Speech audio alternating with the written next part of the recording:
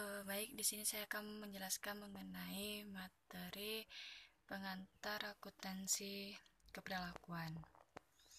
Pertama, pengertian akuntansi keperlakuan. Akuntansi keperlakuan ialah ilmu yang mempelajari efek dari perilaku manusia hingga mempengaruhi data-data akuntansi serta pengambilan keputusan usaha atau bisnis. Juga sebaliknya, bagaimana akuntansi bisa mempengaruhi perilaku manusia serta pengambilan keputusan bisnis. Kedua, ruang lingkup akuntansi keperlakuan. Lingkup dari akuntansi keperlakuan dapat menjadi 3 bidang, yaitu pengaruh perilaku manusia berdasarkan desain, pengaruh sistem akuntansi terhadap perilaku manusia, metode untuk memprediksi, dan strategi untuk mengubah perilaku manusia. Akuntansi sebagai bidang yang kompleks, kaya, dan terus bergerak.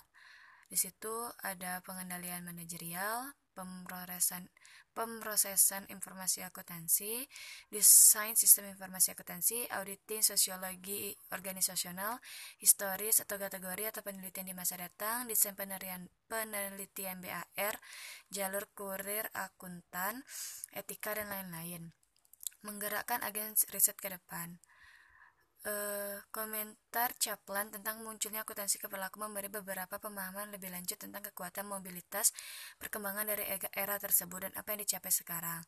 Bahkan hanya pengaruh tekanan peranan yang dimainkan oleh restrukturisasi intelektual bisnis Amerika terhadap pendidikan dan riset, melainkan juga munculkan studi akuntansi keperlakuan yang perlu dipandang dalam konteks kemunculan ketertarikan organisasional terhadap ilmu pengetahuan sosial yang keperlakuan kita kembali pada analisis kondisi.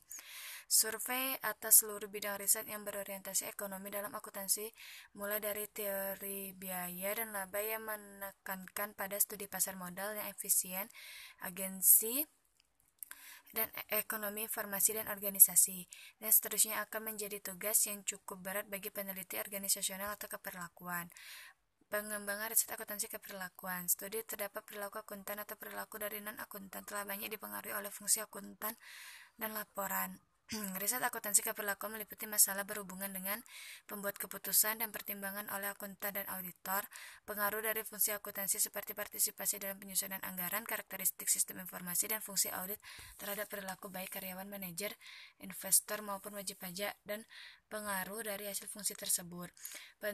Peranan riset dalam pengembangan ilmu itu sendiri tidak diragukan lagi, dari pendekatan normatif ke deskriptif, dari pendekatan universal ke pendekatan kontingensi, dan berbagai perspektif teoritis. Teori perspektif dan hipotesis pengembangan. Menurut Iwayan Suwartana, teori prospek menyatakan bahwa perolehan dan kerugian potensial dievaluasi dengan suatu fungsi nilai berbentuk S. Salah satunya adalah bentuk konveks.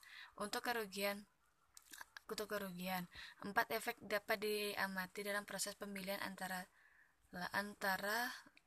lain, efek kepastian, efek pencerminan, penghindaran terhadap asuransi peluang, efek isolasi. Terima kasih.